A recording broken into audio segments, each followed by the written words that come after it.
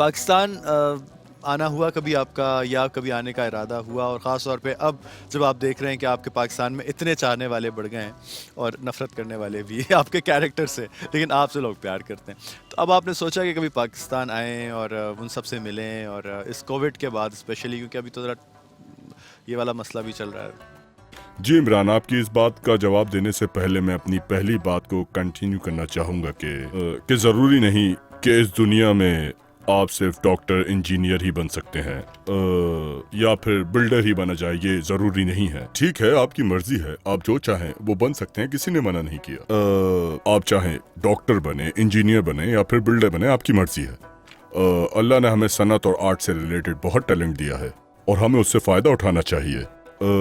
और इसके अलावा जो काम हमारी रूह को खुशी दे, हमें वही करना चाहिए।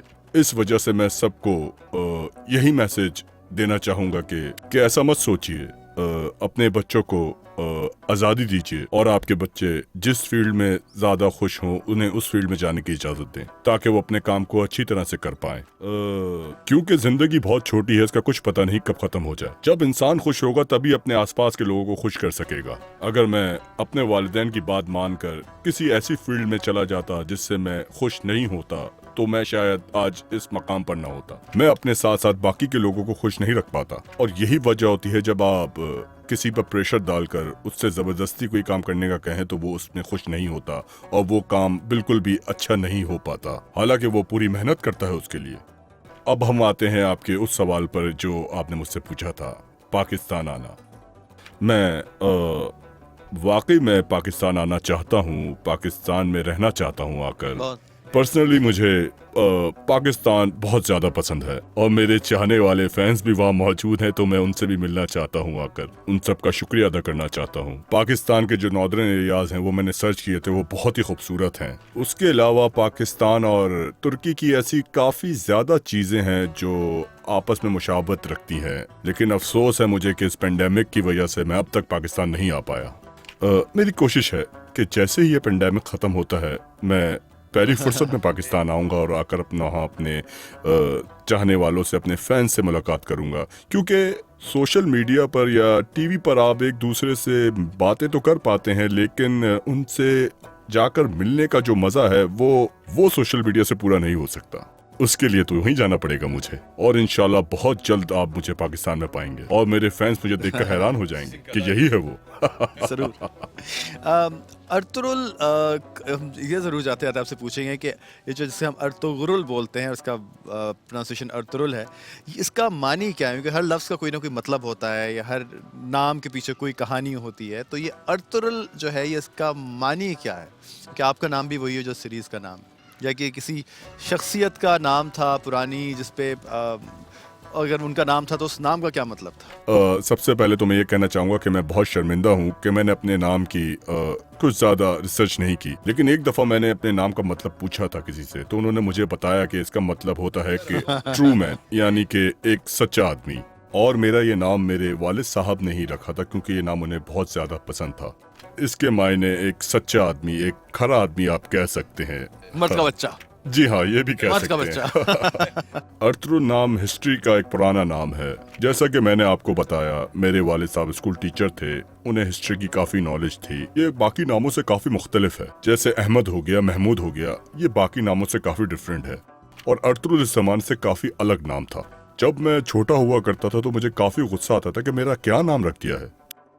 मुझे अपना नाम सुनकर इतनी खुशी नहीं होती थी, लेकिन वक्त के साथ साथ जब मैं बड़ा हुआ, हो सकता है मेरे वालिद ने अर्तुगरुल गाजी की वजह से ही मेरा नाम ये रखा हो, क्योंकि अर्तुगरुल गाजी एक बहुत ही अच्छा नाम है। सब चाहते हैं कि उनके बच्चों के नाम इसी तरह के हिस्ट्री के नाम हो और लोग उन्हें उसी नाम से पुकारें। बस यही वजह है मेरे नाम की।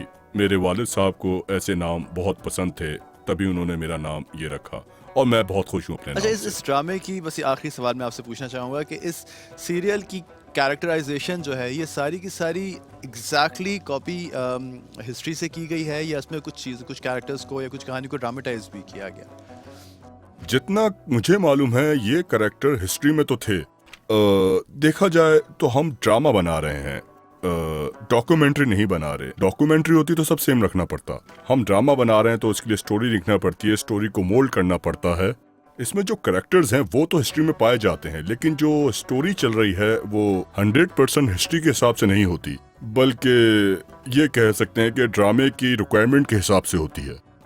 इसकी जो स्क्रिप्ट होती है उसे मोल्ड किया जाता है, ड्रामे के हिसाब से लिखा जाता है। लेकिन अगर देखा जाए तो ये करेक्टर उसमें थे, सारे हिस्ट्री में मौजूद हैं। फॉर एग्जाम्पल जो बहादुर करेक्टर था, सेल्चुक के जो सुल्तान थे उनके मेन कमांडर में से एक था। और अच्छा। अर्तुगरुल के अगेंस्ट इतना नहीं था वो करेक्टर, लेकिन हमें ड्रामा में चूंकि थोड़ा ट्विस्ट लाना था तभी उसे अर्तुगरुल के नेगेटिव दिखाया गया। क्योंकि जब आप कोई ड्रामा लिख रहे होते हैं तो आपको उसके करेक्टर्स को उसकी स्टोरी के हिसाब से चलाना पड़ता है ताकि एक सीक्वेंस बन सके। सही। बहुत बहुत शुक्रिया आपका अर्तुगरुल पोस्तुलू कि आप ने आज हमें वक्त दिया और आप लोगों ने देखा कि ये सीरियल जो है, आपका भी बहुत सारे शुक्रिया। कैरेक्टर्स की यू वेलकम। ये सारे कैरेक्टर्स जो हैं, अगर ये इसमें से कोई भी एक कैरेक्टर ना होता तो शायद ये इतनी खूबसूरती से हमारे सामने ना आता। और वही बात कि हर कैरेक्टर इसमें इस तरह खूबसूरती से जड़ा हुआ है जिस तरह अंगूठी में नगीना होता है।